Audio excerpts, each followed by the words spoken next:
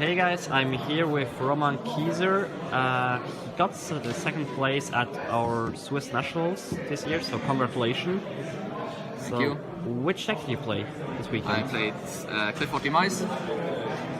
I'll just start with the monsters. Yeah, sure. It's not that standard, it's kind of standard, but not that standard. I played 3 Helix and 3 Carrier. Okay. Because I think those are the best Qliphort monster because they have an effect when they are tributed, and they also give pushes or they lessen, decrease exactly your opponent's monsters. Yep. And it's just very important because I play three of these, but we'll come back to that later. Yeah, sure.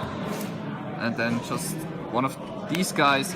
A lot of people are also playing Shell, but I'm not trying to OTK my opponent. I just want to have a very stable game, and I just use this guy for finishing moves. Those minions are always enough.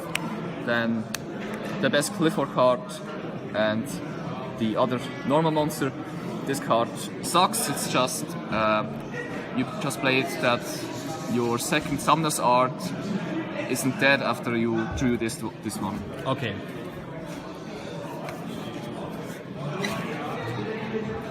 Then over to the spells.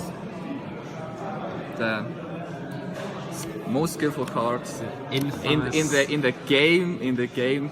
Yeah, it's obvious you draw 3 cards, and any additional card any additional monster you draw you can set to your Pendulum Zones.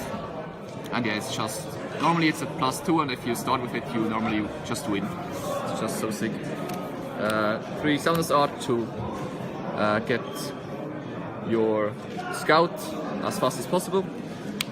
3 Pot of Duality is probably the second or third best card of the deck. You always get exactly what you want. You don't need your special summon that often. You just need it in your late game when you want to pendulum summon a lot, but it just makes you so flexible because you can get anything you want. Then 1 sacrifice should be clear. 1 of 2 Floodgates. Necro Valley is great. It's very good against Monarchs. It blocks their Aether, it blocks their Pantheism, their Trap. So many cards. Against Cosmo, they can't switch out. You can run over their monsters and they can't get another one. What else? Burning Abyss. Yeah, Dante can't get anything back or Seer, and yeah, it's just an overall very great card. And also, sometimes after you draw with this card, you don't have enough space to set everything. Necro Valley is in your field spell zone, so it's no problem to. Yeah, that you have enough too many cards in your hand that you have to discard something. MST. I'm playing MST because I don't think there are enough good traps that belong to the main deck, and some players, especially when they know they play against Clifford and they often set their Twin Twister, and you can punish them hard with your MST. And it's also not, it's very good against Cosmo because you can shoot their Cosmochos and their calls. And yeah, it's overall performs quite well. Upstart to have 39 deck cards and 1 Stormforth. This card kinda sucked. You run over anything without any problem. You don't really need to tribute anything from yourself. It's also easy to get rid of Cosmo monsters thanks to Necro Valley, Strikes and Rivalry. So maybe this would be the only card that I would switch out for anything, for something else. That's for spells, and now the big trap lineup. Yeah, trap lineup. The spells are actually more than traps. Really? Yeah. Okay. I think there are like 18 spells and 15 traps. Strike because it's not the best trap, but it's the most versatile because you can use it against any deck. It's also the card that I sided out most because while you side, you just put in what's better against your opponent's deck than this, because it's not, Monarchs can play around it with their return. Against Burning Abyss it's not really that great if it's no Terror Drop, and also against that you rather have Skill Drain, and just to be flexible.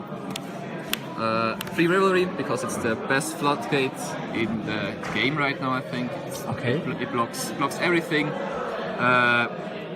With this, thanks to this, you don't get overrun against Cosmo. You can stall a bit and outplus your opponent.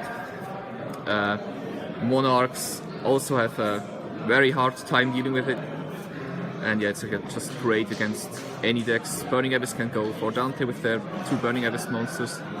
It's just, I would play 4 if I could, but it's just, I never sided this out the whole day. I would just side it out probably against the mirror match, otherwise it's just maybe a Zen. Yeah, exactly. 3 Soul Translation. This card is, I think, the most innovative part of the deck, because I've not seen a lot of people playing this card, especially not at 3. That's exactly why I play 3 carriers and 3 Helix. Yeah. It's just if you tribute Helix or a carrier, then you draw 2 cards, and also you get your Helix or your carrier effect, which means you normally get a +2, +1. And also your Qliphort monster goes to the extra deck, so you can just summon it back next turn. It's also it gives you speed, especially when you don't open that well. Yeah. It gives you 2 draws that can get you either Post-Duality, Cards Demise, or your Scouts that puts you into the game. And it's great against Monarchs. You can chain it to their Stormforth, which won me today like 2 games against Monarchs. It's just so great. With carry it gets rid of Dante.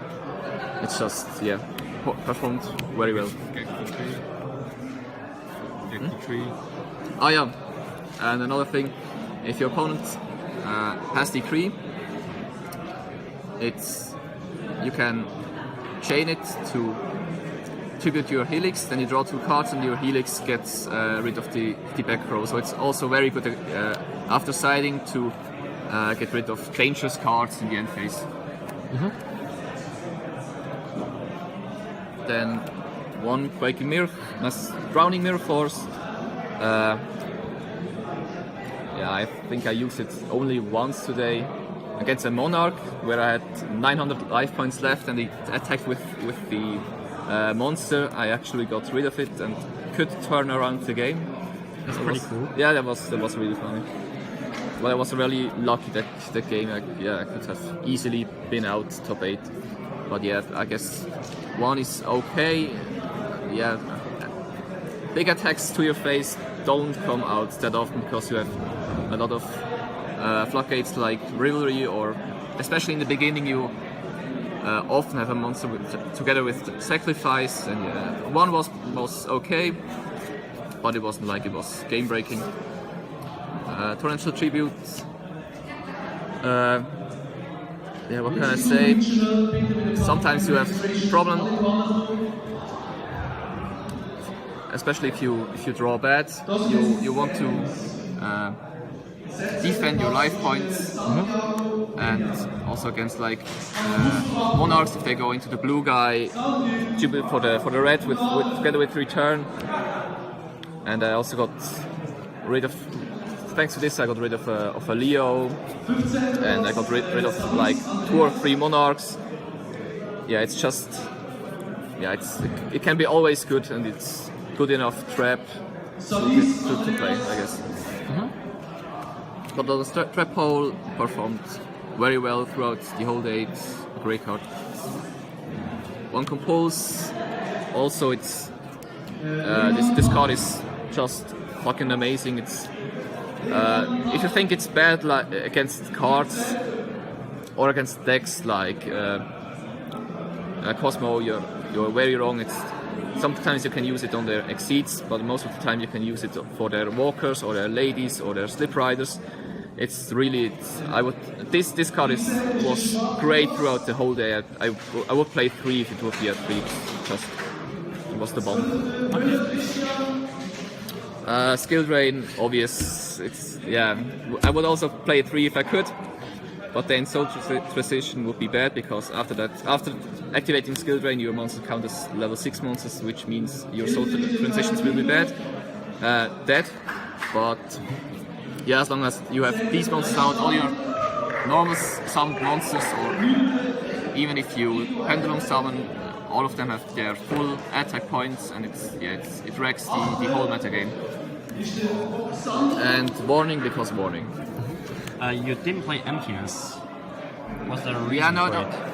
I haven't been a fan of Emptiness in my whole Yu-Gi-Oh career, because if you lose with this deck, it's either if you draw terrible, or if you get Twin Twisted.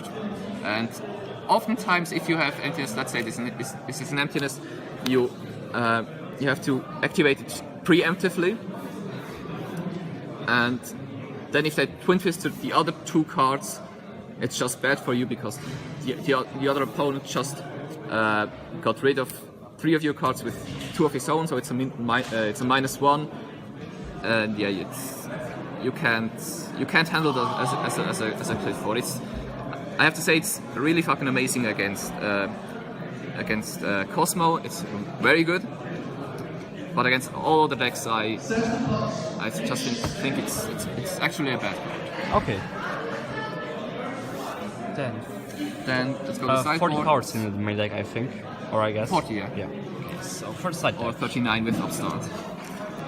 To the sideboard, I have 1 MST for Decrease and Twin Twisters, especially if you win game 1, all opponents, or like 90% of your opponents, will want to start, which means you can snipe your opponent's Twin Twisters if they set it with this card. And yes, I also put enough. I counted out how many cards I want to side out for mirror match or other back row decks, and I put that many cards in my sideboard. Against all other decks, I just side like 2 or 3 cards. That's normally enough. Full House can be like a +4 in the mirror match. It's just amazing. Normally in the mirror match, the guy wins with this that has the scout earlier and it isn't destroyed, or if he goes for Cards of Demise, which you don't have. This card can just turn the whole game around. But I have to say, I didn't play any mirror match yet, so I couldn't use it yet. But I'm sure that it's the best card for the mirror match. Then to Iron Walls for Cosmo, because it's the best anti-Cosmo floodgate card that you can play.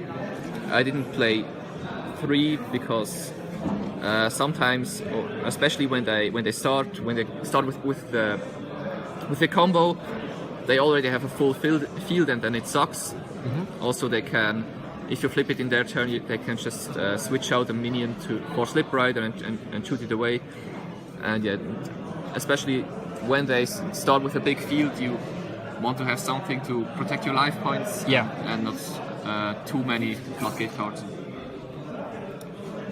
Then these 2, I only side them against Monarchs, because against the other decks it has not enough impact, and it is also way too expensive. Mm-hmm. And this card I didn't side it today. I just sided against PKBA, because Rivalry doesn't stop them to go into double PK monster into the Qliphort. Yeah, exactly. It stops all of their exceeds, while Rivalry only stops their BA plays. And yeah, and I wouldn't even side it against normal BA, I think. But it's just, yeah. I tested against a friend of mine, and he really wrecked me with his PKBA, so I had to search for a card to counter it, and that was my card that I found. Mm-hmm. Shadow Mirror for Burning Abyss, because it stops everything but Dante's. It also stops Break Sword, and yeah, good card. then 1 prison for BA and PKBA, because sometimes I have problem dealing with Beatrice. The best card that you can have against Beatrice is either Stormfort or the Compose, and I wanted to have another card that deals with it, because normally they can easily attack with their Beatrice over your 1/8 monsters, because they think, yeah, if he plays any trap against attacks, then it's drowning me or 4, so I can't just run over his monsters. And with this card you can surprise them. This card sucked. I just played it against decks that were slow and had a lot of removal, or something like the mirror match. With this card you can get your Scout back or other Qliphort monsters, and yeah, but it wasn't really that great. And this card was to counter Twin Twister, or some players even played Fairy Wind, but yeah, it didn't work out that great. When I didn't draw it, so when I got Twin Twisted, I didn't draw it, and when I drew it, the other didn't have Twin Twister. So maybe there's a better card, especially thanks to your soul transitions in your main deck. You often have something to chain to their Twin Twisters, which means it isn't that devastating. Mm-hmm. And then the extra deck is, yeah, it's just something I threw together. It's that's a card I lent. It was the Bahamut XYZ guy. Which Bahamut? The one that decreases your opponent's attack and gains its. Rebellion Dragon. I think so. Yeah, exactly. And yeah, this is just for decoration, that you know where you place your Qliphort cards when they are destroyed. And yeah, you don't really need it. So you never used it? No. You maybe. Yeah, I could have trolled somewhere in the finals when I knew I had lost. I could have MST'd my both of my pendulum scales to summon a rank 4 exceed, but yes, you won't ever. Maybe you need it like once every 10,000 games. But then it could be important. Yeah, exactly. And I thought I don't want to lose, because I didn't prepare for that 10,000th game, and also because of you, there were people with the text 3/5 Blackwing wannabe guy, and I found out this card is the only card in my entire deck that would get around it. So yeah, I was actually happy that I realized that I have an out against it, because he can push himself to 4,000, but I didn't. Thankfully, I didn't see that the Blackwing wannabe guy throughout this entire tournament, so I didn't need it. And yeah, this guy for scrubs who think I don't play one, and yeah, it's just terrible. Even if you have one scale, you couldn't even go into Chimera attack. So screw this. If you don't have money for your extra deck, play this. So yeah. So would you change anything in your deck?